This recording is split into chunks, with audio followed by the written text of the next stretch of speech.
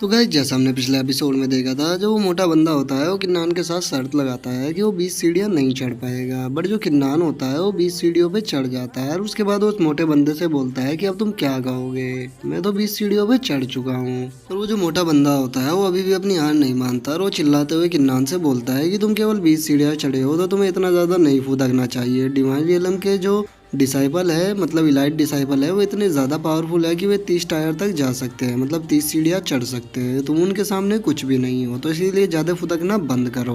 और उसकी बातों को सुनकर जो किन्नान होता है वो उससे बोलता है कि पहली बात तो यह है कि मैंने तुम्हारे इलाइट डिसाइपलों के बारे में कुछ भी नहीं बोला। मैंने कोई भी ऐसी बात नहीं बोली कि मैं 30 सीढ़ियों तक जा सकता हूँ या तुम्हारे इलाइट डिसाइपलों से ज़्यादा पावरफुल हूँ। लेकिन अगर तुम यही चाहते हो, अगर तुम चाहते हो कि मैं तुम्हारे इलाइट डिसाइपलों के जितना पावरफुल होकर दिखाऊँ और 30 सीढ़ियाँ चढ़ के दिखाऊँ, तो मैं तुम्हारे लिए ये भी करने के लिए तैयार हूँ। जिसके बाद जो किन्नान होता है वो एक बार फिर से उन सीढ़ियों पे चढ़ना स्टार्ट कर देता है और हम देखते हैं वो जो डिसाइबल होते हैं वो चिल्लाते हुए बोल रहे होते हैं कि ये तो 26 सीढ़ियाँ पे चढ़ गया, नहीं ये 27 सीढ़ी पे पहुंच गया। आखिर इस बंदे के अंदर कितनी ज्यादा पावर है। जिसके बाद हम किन्नान को देखते हैं जो कि 27 सीढ़ी के पास जाके रुक जाता है और वो बोलता है कि मैं 27 स्टेप चढ़ चुका हूँ, मतलब 27 सीढ़ियों पे आ चुका हूँ और मुझे ऐसा लगता है कि मैं अब और आगे नहीं पढ़ पाऊंगा। लेकिन मुझे यहाँ पे हार नहीं माननी है, मुझे इन 3 सीढ़ियों को भी चढ़ना होगा। अगर मैं ये 3 सीढ़ी चढ़ जाता हूँ तो मैं सेकंड फ्लोर से अपने लिए एक अच्छी स्किल को चुन पाऊंगा, इसीलिए मैं हार नहीं मानूंगा। और इतना कहने के बाद जो किन्नान होता है वो चढ़ना फिर से स्टार्ट कर देता है और हम देखते हैं जो किन्नान होता है वो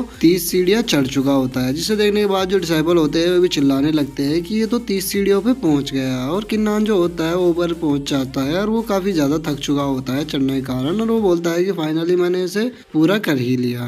और किन्नान को सक्सेसफुल हुआ देख के वहाँ पे जो डिसाइपल होते हैं वो आपस में बातें करने लगते हैं कि ये बंदा कितना ज़्यादा टैलेंटेड है। अगर इसके टैलेंट की बात की जाए तो ये डिवाइन रियलम के बंदों से कम नहीं है, लेकिन ये एक लो रियलम का बंदा है, फिर भी ये इतना ज़्यादा टैलेंटेड कैसे हो सकता है, इसके पास इतनी ज़्यादा स्पिरिचुअल पावर कैसे हो सकती है। तभी दूसरा डिसाइबल बोलता है कि ये बंदा ज़्यादा दिन यहाँ पे नहीं टिक पाएगा क्योंकि इसने उस मोटे बंदे के साथ शर्त लगा ली थी और वो मोटा बंदा शर्त हार चुका है, इसीलिए उसे अपने सारे ट्रेजर इसको देने होंगे। जिसके बाद वो मोटा बंदा इसको नहीं छोड़ेगा क्योंकि वो डिवाइन रियलम का एक इलाइट डिसाइपल है। उसके बाद तीसरा बंदा बोलता है कि हाँ तुमने सही कहा, वो अपना इसे सारे ट्रेजर देने के बाद इसे नहीं छोड़ेगा, वो जरूर इसके खिलाफ कोई ना कोई एक्शन जरूर लेगा क्योंकि ये एक लो रियलम का डिसाइपल है। तो कोई भी डिवाइन रियलम का डिसाइपल नहीं चाहेगा कि इतना टैलेंटेड बंदा उनके बीच में रहे। जिसके बाद हम उसी मोटे डिसाइपल को देखते हैं जिसने किन्नान के साथ बैट लगाई थी और वो किन्नान को देखने के बाद अपने मन में सोचता है कि ब्रदर शान ने सही कहा था, इस बच्चे की स्ट्रेंथ काफ़ी ज़्यादा है।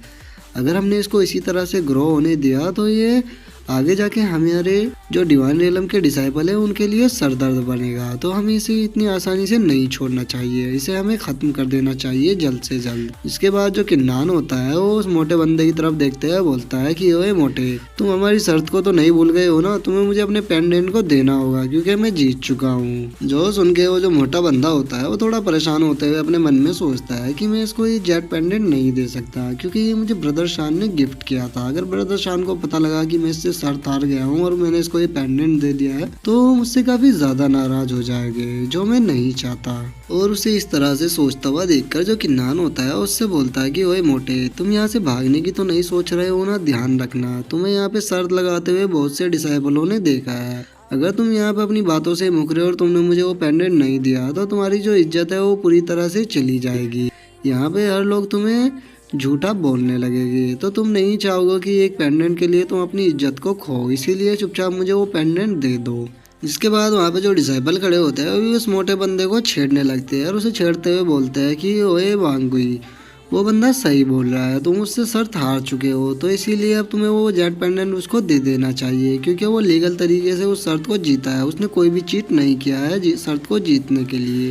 तभी दूसरा बंदा बोलता है कि हाँ तुमने सही कहा, वो शर्त को बिल्कुल सही तरीके से जीता है। इसके बाद तीसरा बंदा बोलता है कि हाँ अगर तुम शर्त को हार जाते हो तो तुम्हें अपनी हार को एक्सेप्ट करना चाहिए और अब तुम्हें चुपचाप उसको वो जेट पेंडेंट दे देना चाहिए। और उन सबको देख के वो जो मोटा बंदा होता है वो भी थोड़ा घबराने लगता है क्योंकि उसको अभी जेट पेंडेंट देना ही होगा जो कि वो नहीं चाहता और अपने मन में सोचता है कितने लोगों के सामने मैं यहाँ से नहीं भाग सकता, अब मुझे क्या करना चाहिए, मुझे जरूर कोई ना कोई तरीका सोचना होगा जल्द से जल्द ताकि मैं इसे बचा सकूँ। इसके बाद वो जो मोटा बंदा होता है वो किन्नान से बोलता है कि ठीक है मैं तुम्हें पेंडेंट देने के लिए तैयार हूँ, पर लेकिन एक चीज को याद रखना, अगर तुम मुझसे इस पेंडेंट को आज ले लेते हो तो मैं तुमसे वादा करता हूँ कि मैं तुमसे फ्यूचर में इस चीज़ का बदला लेके रहूँगा और मैं तुम्हारा फ्यूचर में पीछा नहीं छोड़ूंगा। तो अगर मैं फ्यूचर में तुम्हारे साथ कुछ बुरा करूँ तो तुम उसके लिए मुझे ब्लेम मत करना। जो सुन के किन्नान उससे बोलता है, क्या ये कोई नया तरीका है डिवाइन रियलम के बंदों का शर्त को पूरी ना करने का? वैसे तरीका तो अच्छा है तुम लोगों का कि पहले शर्त को लगा लो और फिर शर्त को पूरा ना करने के लिए उस बंदे को डराओ। और किन्नान अपने मन में सोचता है कि वैसे भी मेरे कल के एक्शन से डिवाइन रियलम के काफ़ी ज़्यादा बंदे मुझसे नाराज़ हो चुके हैं, तो मुझ फ्यूचर में मेरे साथ कुछ ना कुछ तो करने वाले हैं ही। तो मुझे अब फ़र्क नहीं पड़ता कि कौन मुझसे नाराज़ होता है और कौन नहीं। मुझे वो जेट पेंडेंट चाहिए क्योंकि वो मेरी काफ़ी स्ट्रेंथ को बढ़ा देगा। इसके बाद वो जो मोटा बंदा होता है वो किन्नान को चिल्लाते हुए बोलता है कि ठीक है, याद रखना तुमने आज मेरे साथ जो किया है मैं इसका बदला लेके रहूँगा, मैं तुम्हें नहीं छोड़ूंगा। और वो उस जेड पेंडेंट को फेंकते हुए बोलता है कि ये लो, ये यहाँ पड़ा है। वैसे भी मेरे लिए कोई इतना भी कीमती नहीं था कि मैं इसे तुम्हें ना दे सकूं, लेकिन तुमने मुझे नाराज़ करके काफ़ी ज़्यादा बड़ी गलती कर दी है। अब तुम्हें फ्यूचर में बहुत ही ज़्यादा पछताना पड़ेगा इसके लिए। और उसके बाद वो उस जेड पेंडेंट को धरती पे फेंक देता है और उसे फेंकने के बाद वो जो मोटा बंदा होता है वो गुस्से में वहाँ से निकल जाता है, जिसे देख के वहाँ पे जो डिसाइपल होते हैं वो आपस में बातें करने लगते हैं कि इसने जो न्यू डिसाइपल है लोअर रियलम से, इसने काफ़ी बड़ी गलती कर दी है इसे गुस्सा दिला के, ये अब इसे नहीं छोड़ेगा।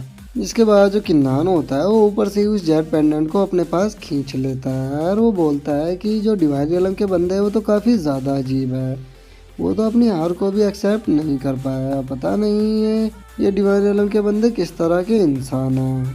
इसके बाद जो किन्नान होता है वो उस जेट पेंडेंट के अंदर अपनी थोड़ी सी स्पिरिचुअल पावर डालता है, जिसके बाद जो किन्नान होता है काफ़ी ज़्यादा खुश हो जाता है और वो बोलता है कि मैं गलत नहीं था।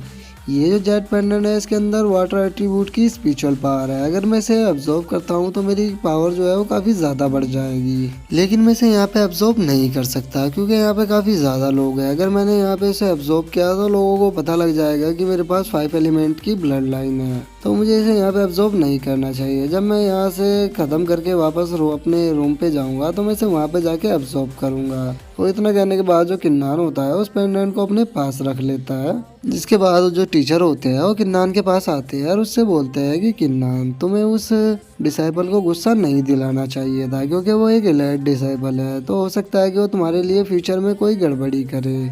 पर खैर इस बात को छोड़ो, अब तुम्हें सेकंड फ्लोर पे जाना चाहिए मार्शल पवेलियन के और वहाँ से जाके अपने लिए कोई भी मार्शल स्किल को लेना चाहिए। और हाँ, तुम फर्स्ट फ्लोर पे जाके वहाँ से भी किसी भी ग्रेड की एक मार्शल स्किल को ले सकते हो।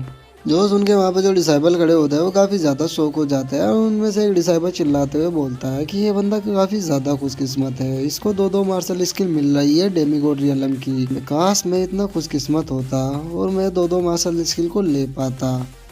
तभी दूसरा बंदा बोलता है, ब्रदर तुम्हें नहीं भूलना चाहिए कि वो 30 सीढ़ियाँ चढ़कर ऊपर पहुँचा है, जो कि हम नहीं कर सकते।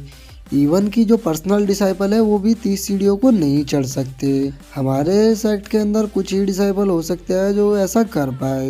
जिसके बाद जो तीसरा डिसाइपल होता है वो बोलता है कि ऐसा कुछ नहीं है, बस हमें ट्रेनिंग करने की ज़रूरत है। मैं तो आज से ही काफ़ी ज़्यादा हार्ड ट्रेनिंग करूँगा ताकि मैं भी वहाँ पे पहुँच सकूँ और मुझे भी 2-2 मार्शल स्किल मिल सके डेमीगॉड रियलम की।